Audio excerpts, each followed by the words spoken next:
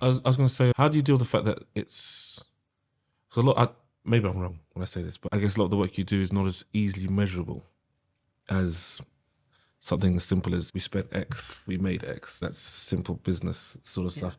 Something you in the cultural space isn't always simply about figures. And I guess, how is that, or your experience? How have you found?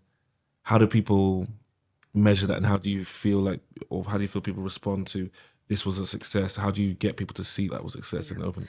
It's a really good question. It's a question within the culture sector, because a lot of the measurement is bums on seat.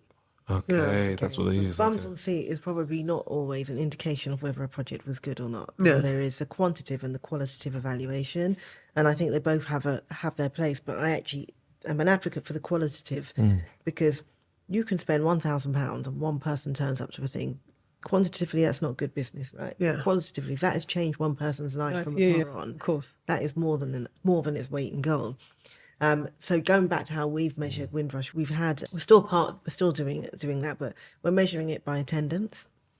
We're also measuring it around paid positions. So how many people did we bring in? How many artists, producers, creatives, young people got employment through it, because that's a good measure. That every time we do a program, I want to look at how are we, like, from the designers, like particularly with Windrush, I wanted it to be a black design team that worked on it. When I did Brent 2020 and we did No Base on Home, it was a black production company that I got in. So really if we're looking at a particular theme, a diasporic theme, that we're making sure the teams we're building around are representative as well. But also, it's just through people coming back and saying they've had a good time or something. This was amazing. Yeah. Amazing. We've had a letter go in the CNJ where someone has said, we want this every year.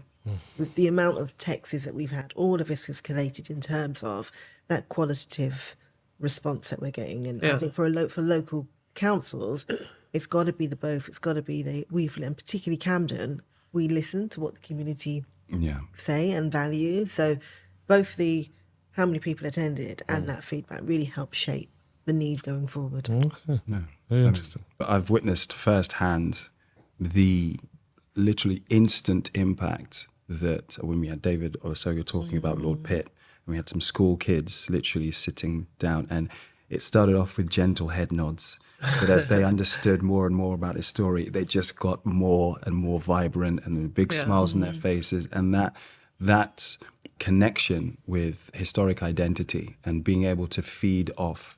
I said sometimes we don't really acknowledge those that came before us, but to actually have the knowledge to be able to acknowledge that gives a lot of weight. And I think that's one of those aspects that is really hard to quantify, but in situ you can see the impact that's being made. It's great that you create these events that allow for people, maybe even from a decision-making perspective, to go in and experience it, to understand the value of what's being done. And that's great.